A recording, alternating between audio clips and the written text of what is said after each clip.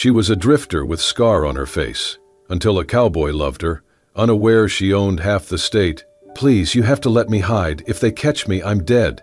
"Ma'am, I don't know what kind of trouble you're in, but bleeding in the middle of a cattle trail ain't a good way to hide."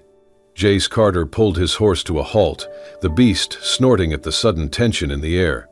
The sun was beginning to dip low over the Texas hills, casting long shadows through the dust. In the middle of the dirt path, tangled in brush and bleeding from a wound on her side, was a woman. Her hair was matted with sweat and dirt, her clothes torn and stained, and her face, marked by a long, cruel scar that slashed from cheekbone to jawline, was twisted in fear. He dismounted slowly, keeping his hands where she could see them. "Name's Jace. I ain't gonna hurt you," he said. The woman backed away, one trembling hand gripping her side, the other raised as if to warn him off. "They're coming, please." From the distance came the faint rumble of an engine. A truck. Maybe two? Jace's eyes narrowed. He glanced toward the road behind him, then back at the woman. "What's your name?" he asked, already pulling his canteen from the saddlebag. "May," she whispered. "Well, May, we don't have time for explanations. Can you ride?" She hesitated, then nodded faintly. He helped her up onto his horse, lifting her as gently as he could despite her flinch at his touch. Once she was settled, he climbed up behind her and steered them off the trail, away from the sound of the approaching vehicles. He led them through the scrub brush, weaving between mesquite trees and dry gullies until his ranch came into view, a patch of land half swallowed by wilderness, with a weather-beaten barn, an old windmill, and a main house that had seen better decades. He brought the horse to the side of the barn and slid off, then helped her down. "You'll be safest here," he said, leading her into the back of the barn where a disused tack room sat in shadows. It still smelled of old hay and leather.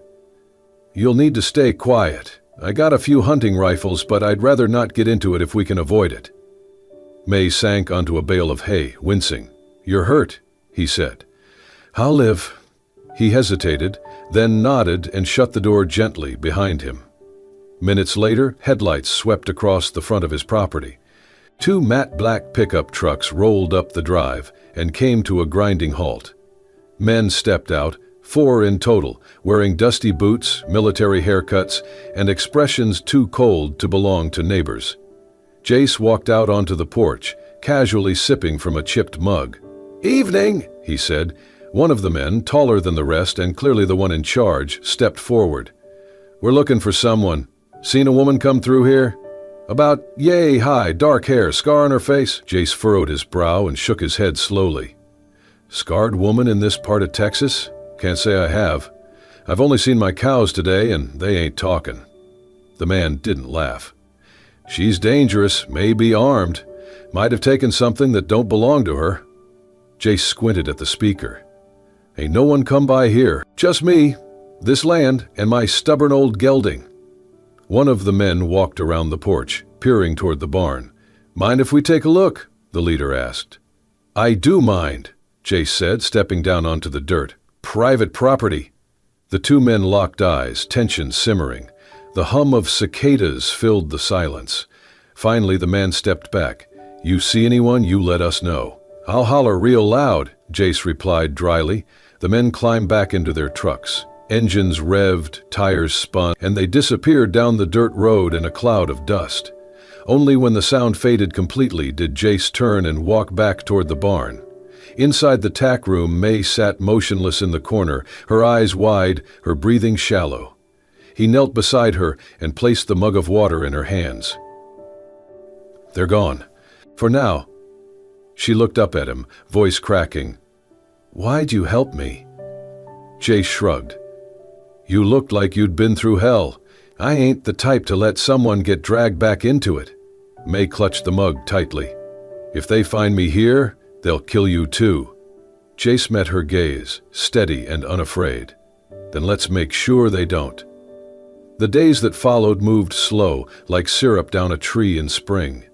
May didn't say much, but her presence grew into the rhythm of Jace's ranch like she'd always belonged there. She rose with the sun and worked without complaint, mending fence wire, hauling feed, even cooking meals that surprised Jace with their balance of simplicity and skill. She knew how to shoe a horse, how to properly wrap a rope, how to clean a rifle without fumbling, not the kind of knowledge that came from drifting from town to town. And yet every time Jace looked at her, he saw a woman carrying something too heavy for one pair of shoulders.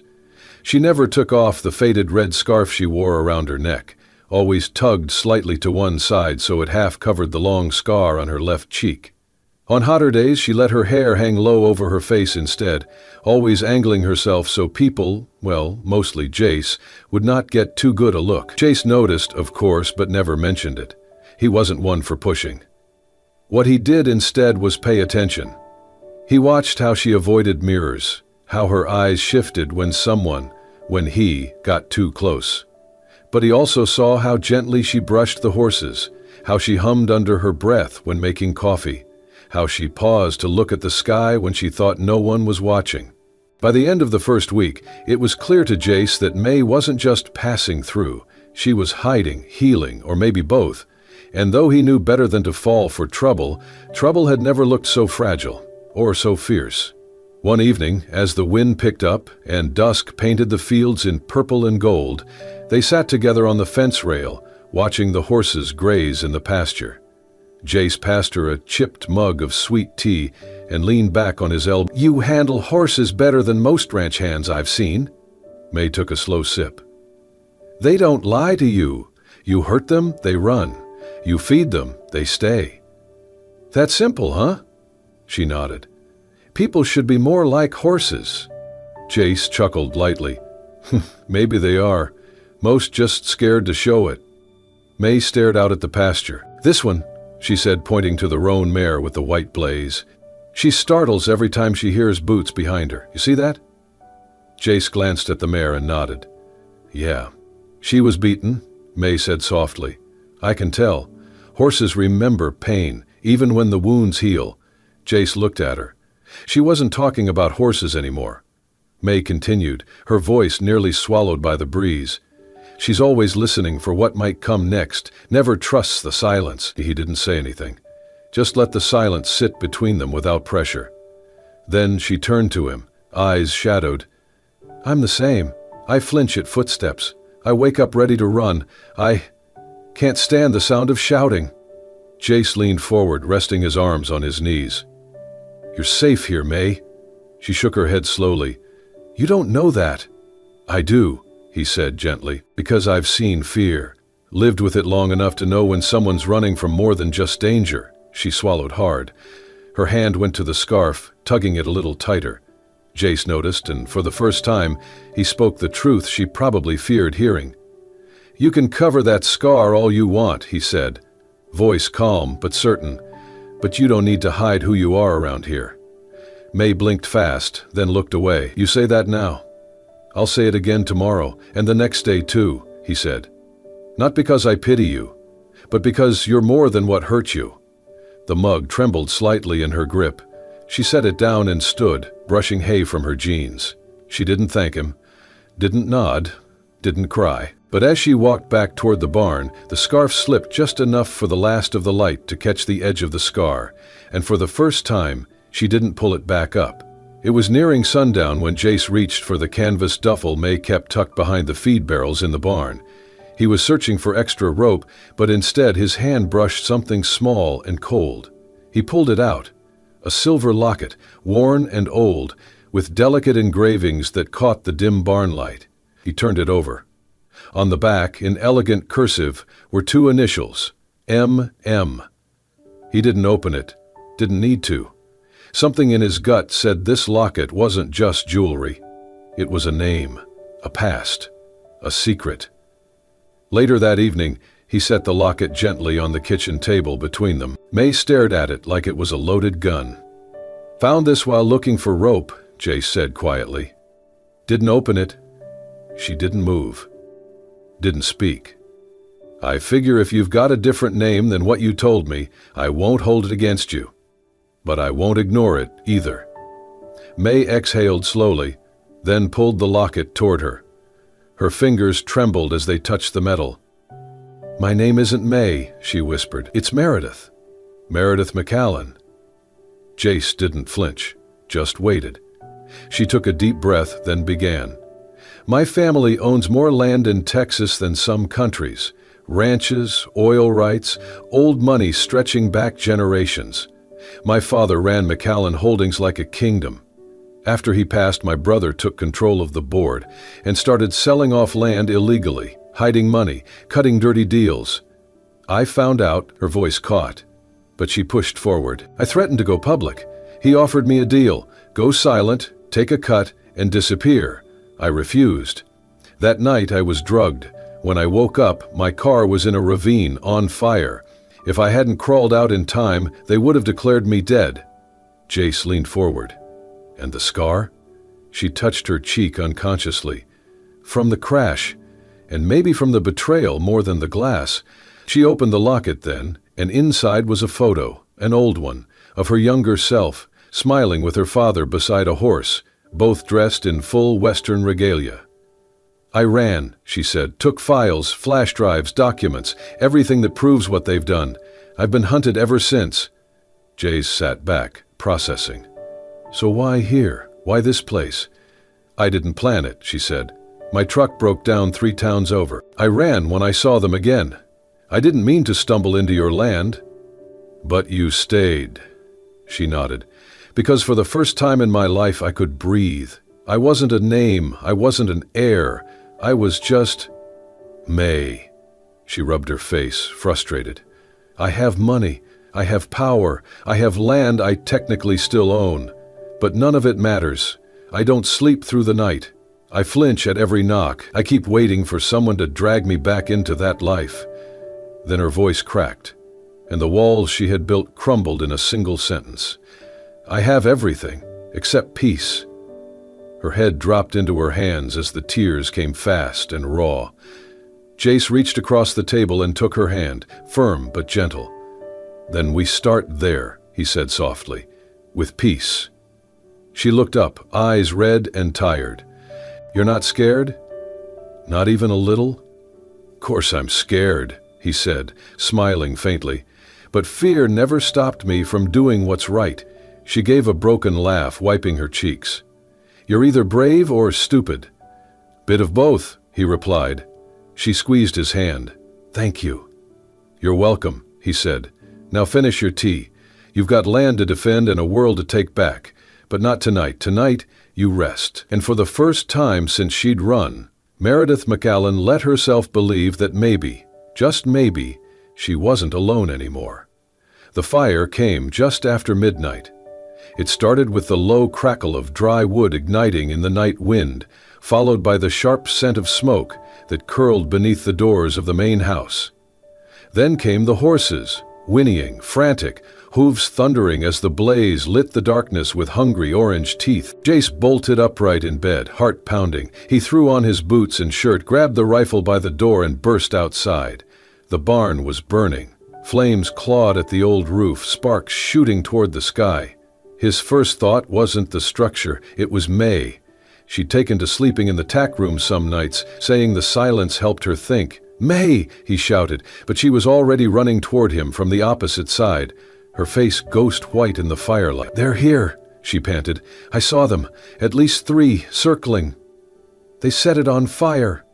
Before Jace could respond, a gunshot cracked through the night. A bullet hit the dirt near his feet. "Run!" he barked, pushing her behind the water trough. "Get to the back pasture. Follow the creek." "What about you?" "I'll buy time."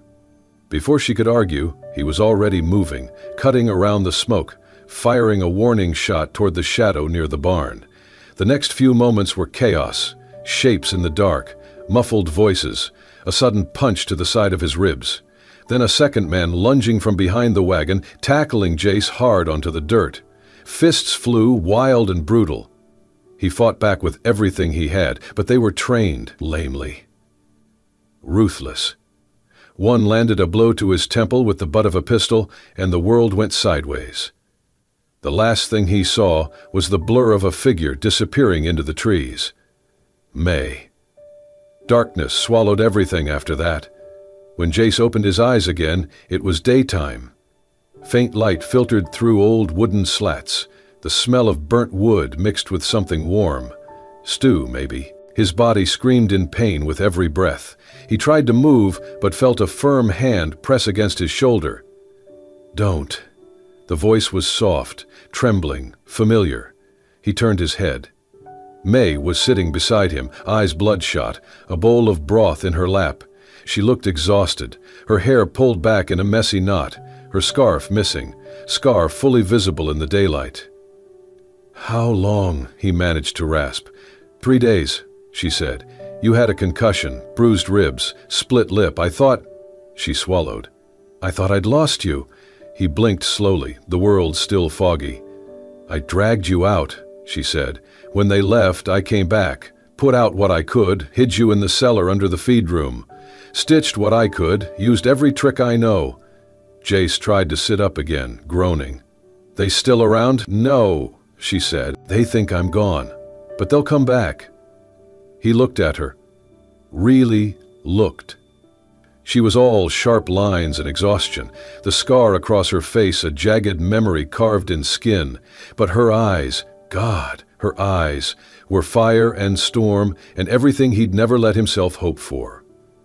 "I'm sorry," he said, his voice barely a whisper, "for bringing this down on you." She shook her head, eyes glistening. "You didn't bring this, I did. But you stayed." Jace closed his eyes again, too tired to speak. And that's when she said it, in the quiet of the barn, with the last embers of the fire still smoldering outside. She leaned close to him, her fingers brushing his bruised hand. "You never looked at me like the others do," she whispered. "You never stared at the scar, never winced, never saw me as broken." A tear slipped down her cheek. "You looked at me like I was real, like I mattered, like I was someone worth saving." She pressed her forehead gently to his, breathing in the moment. "Don't die on me, Jace. Please. You're the only one who ever saw me like a person, not a possession, like I was more than what they left behind." He didn't answer. His body was too broken for words, but his fingers curled slowly, weakly, around hers. That was enough. The morning Jace was finally strong enough to sit upright without groaning like a dying steer. The sky opened with a steady, soaking rain that drummed gently on the tin roof above them. It was the kind of rain that softened the world, muting everything but the steady rhythm of nature. Inside the old feed room, converted now into a makeshift recovery space, it was warm and dim, the scent of rain mingling with wood smoke and herbs steeping in a kettle. Meredith, still known as May to the world outside this ranch, stood near the small window, arms crossed tightly over her chest. Her eyes were distant, following the lines of raindrops crawling down the glass, but her thoughts were elsewhere, tangled in everything they had endured and everything still to come. Jace stirred behind her, shifting slightly against the pillow. His voice, hoarse but dry with stubbornness, broke the silence. "You know, you could have let me rot in that ditch." She turned slowly, her mouth twitching into the smallest smile. "Believe me? I considered it." He grinned, even though it made his ribs ache. "Yeah, can't say I blame you." Walking over, she handed him a chipped mug of tea, warm and sweetened with just a bit of honey. "Drink this. It'll help." He took it with a quiet thanks and sipped slowly. 3 days, you said?" She nodded. "You were out cold most of it. Fever, concussion, broken rib. You looked like hell. I feel worse." "But you're alive." Jace looked up at her, eyes steady. "Because of you." She shrugged, but didn't deny it. Her hair was pulled back in a loose braid, damp from stepping outside earlier, and she had stopped wearing the scarf. The scar across her cheek was now as much a part of her as her voice, her walk, her gaze. She didn't hide it anymore. Not from him. "I'm staying," he said, voice low but certain. She blinked. "You're in no shape to be talking big." "I mean it," he rasped. "This land's mine, always has been, and now you're part of it. I'm not going anywhere, and I'm sure as hell not letting you go." She looked down, lips tightening, eyes misting. "You could be killed just for being near me." "I almost was," he said with a smirk. "Still here."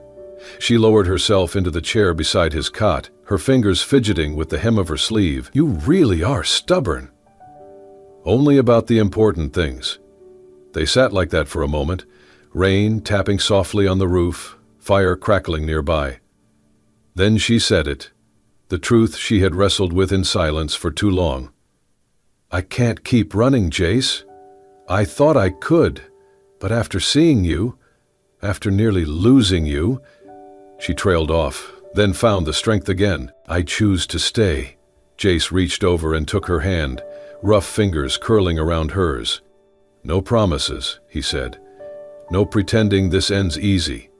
But if we're going to take on the bastards who tried to bury you, we do it together." She nodded. Together. That night, for the first time in a long time, they slept side by side.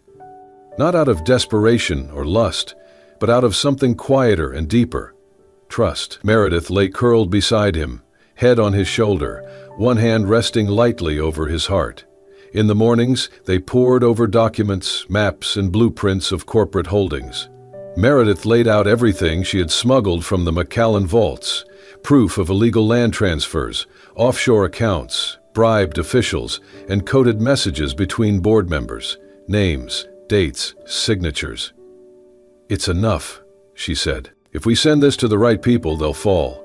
Jace studied the pages, not understanding all of it, but seeing the fire in her eyes. "Then let's make sure it gets where it needs to go." They worked during the day, Jace at the barn, Meredith coordinating safe drop points through the encrypted contacts she still had from before. At night, they cooked together, shared stories in low voices, and rebuilt the trust that had been stolen from both of them by people they once loved. They didn't talk about love, not yet. But it was there, in the way Jace watched her when she laughed for the first time in weeks, in the way Meredith reached for his hand without thinking, in the way neither of them looked at the scar on her face like it defined anything at all. One evening, as they stood under the porch, watching the sun set over the drenched earth, Meredith said, "You know what we are?" Jace glanced sideways. "What?" "Two survivors," she said. "But I'm done surviving. I want to live." He smiled faintly, the kind that reached the corners of his eyes. "Then let's live, darlin'. Let's live so loud the bastards hunting you wish they stayed in hell." And from that moment forward, they didn't look back. The morning they sent the files, the sky was clear, eerily clear. No clouds, no wind, just stillness, like the land itself was holding its breath. May sat at the kitchen table, her laptop open before her. Around her were flash drives, sealed envelopes, printed pages with signatures and dates. Everything she had risked her life to gather. She clicked send on the last email, addressed to the state attorney general's office and an independent investigative news outlet she knew could not be bought. Beside her, Jace stood quiet, his hand on her shoulder. "It's done?" she nodded. "It's out of our hands now."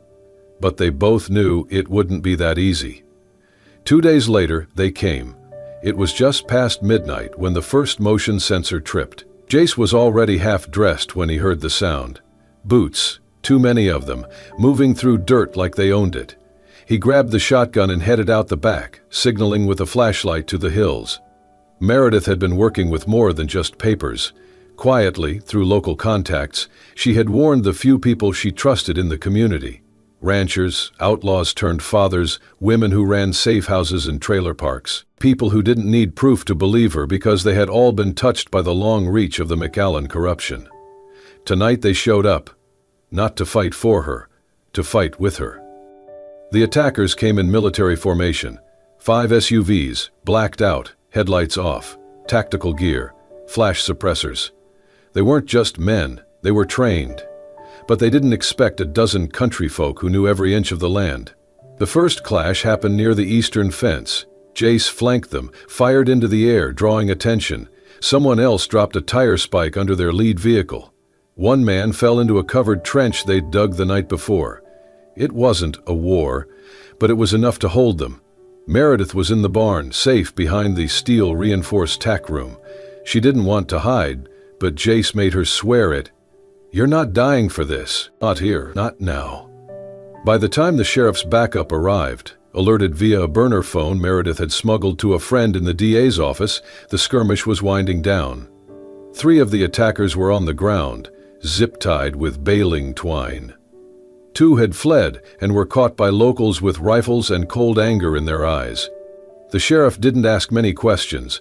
The files Meredith had sent had already reached his desk. What he saw tonight confirmed everything. By sunrise, the news had broken. McAllen family implicated in statewide land fraud scheme. Investigations were underway. Subpoenas had been issued. Arrests followed. And then came the final blow. Meredith's brother, Thomas McAllen, was apprehended trying to cross into Mexico in a private jet, found with offshore documents and multiple fake passports. He was flown back in handcuffs, and Meredith stood waiting for him when the FBI brought him to the regional courthouse. She wore jeans, a plain white shirt, boots caked in ranch mud, no scarf. The scar across her face caught the light as she stepped forward, fearless. Thomas was thinner than she remembered. Arrogant still, but his eyes betrayed confusion, disbelief that his little sister had survived, fought back, and won. They let her speak. 1 minute. She stood inches from him. "You always said land was power," she said calmly, "that whoever held it made the rules. You destroyed lives chasing that," he scoffed. "And now what? You think they'll love you for this? You turned on your own blood." "I didn't turn," she said. "I just stopped pretending I was blind." Her voice dropped, but her eyes didn't waver.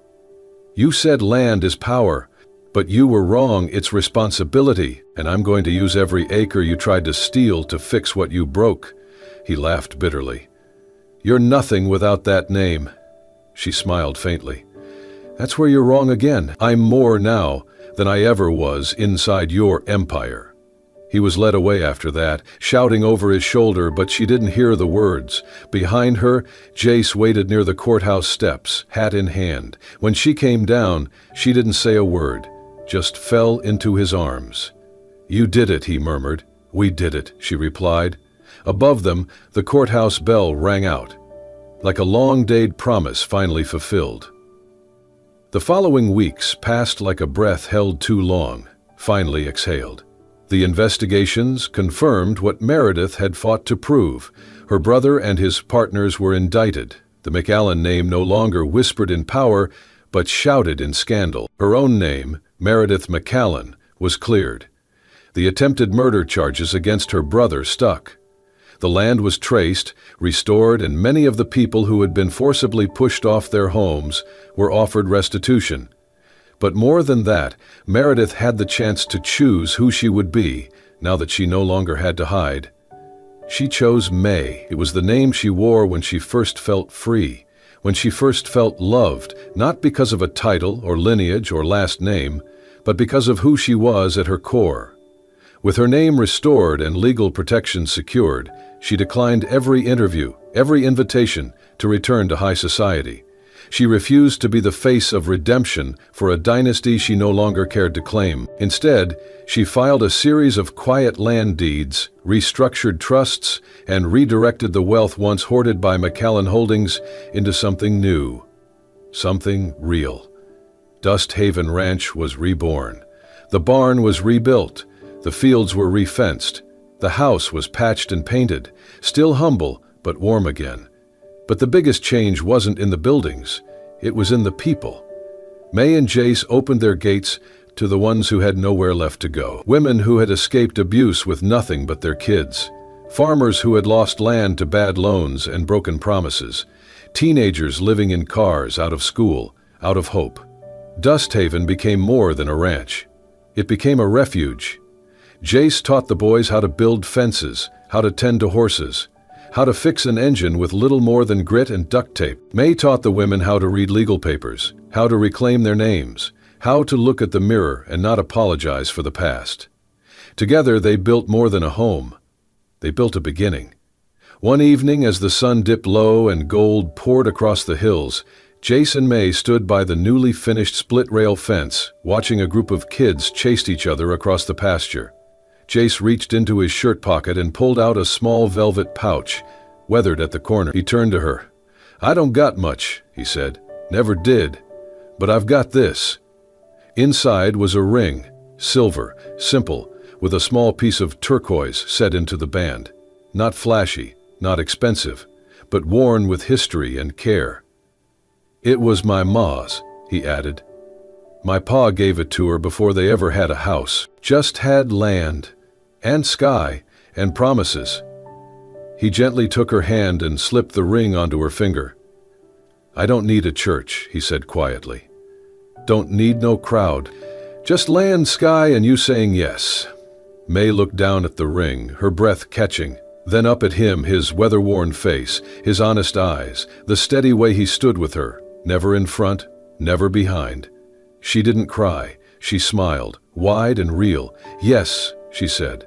And for the first time since her life was torn apart, it didn't feel like an ending. It felt like home. 1 year later, Dust Haven Ranch had become something no one, not even May, could have imagined. Once a quiet, half-burned property on the edge of nowhere, it now pulsed with quiet life.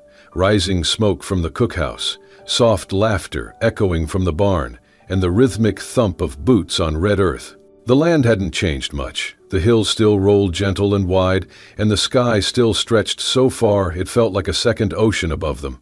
But the people had changed. Or maybe they'd just been allowed to heal. Jace and May lived in the same old house, repaired but not replaced. It was part of their promise to never forget the cracks they'd climbed out of. May had never returned to the McAllen estate, never reclaimed her former home. This place, these acres, these fences, this wind, this was home now. And she wasn't just surviving it, she was building it. May used the land she owned not to divide, but to gather. Over the past year, she'd quietly transferred parcels to a new foundation, the Haven Trust, funded entirely by the McAllen inheritance she had chosen to repurpose. She built a small schoolhouse at the edge of the property where children from broken homes learned not just reading and writing, but trust and compassion. Next to it, she erected a legal aid center in a whitewashed trailer where women from miles around came to untangle the messes of paperwork and pasts. On the north side of the ranch, a sanctuary for injured horses and abandoned animals took shape. A symbol of what Dust Haven was really for. People who had been discarded, bruised, hunted, they came here, and they stayed. Jace kept things running, fixing tractors and broken fences, teaching the boys how to repair engines and break wild horses without breaking their spirits.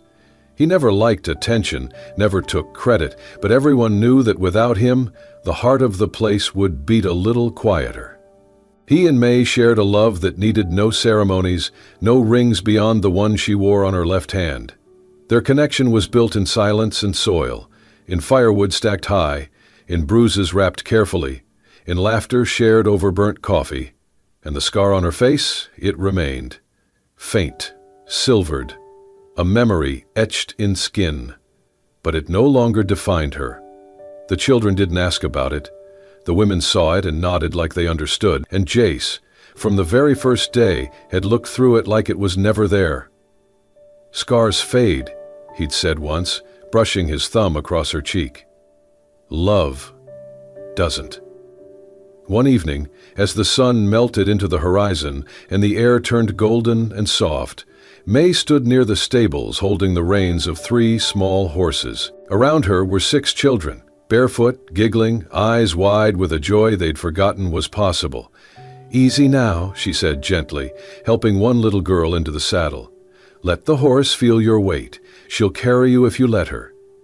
The girl clutched the horn tightly. "What if I fall?" May smiled. "Then we get back up. That's what we do around here." One by one, the children rode across the open pasture, their laughter mixing with the whinnies of horses and the rustle of prairie grass. Jace leaned against the fence, arms crossed, watching her like he always did, not with possession but pride.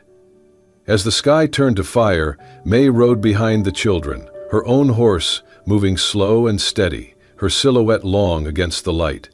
Her face, turned slightly toward the wind, caught the last rays of sunlight. The scar was still visible, but it was no longer what people saw first. Now they saw her smile, the one that only comes when the soul knows peace. As she passed under the ranch's front arch, The wooden sign overhead creaked gently in the breeze.